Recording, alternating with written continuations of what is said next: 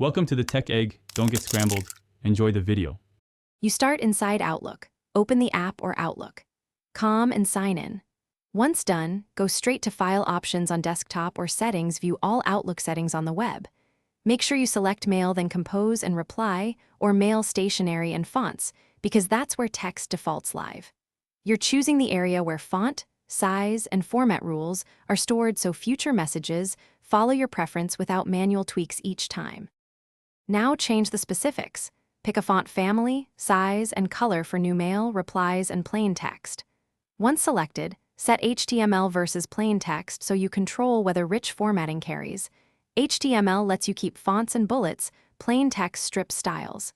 Make sure to adjust paragraph spacing and default bullets if you use lists frequently.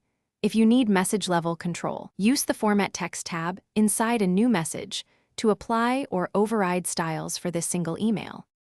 Finish by saving your changes and composing a quick test email so you can confirm how recipients will see your text. If formatting reverts, make sure stationery or signature settings aren't overriding your defaults and check whether the recipient's client forces plain text. Once done, clear cached themes, update Outlook, and if problems persist, recreate your mail profile to remove corrupted settings. If you still hit issues, try sending to yourself using both. Thanks for watching. Consider subscribing if I helped unscramble your problems.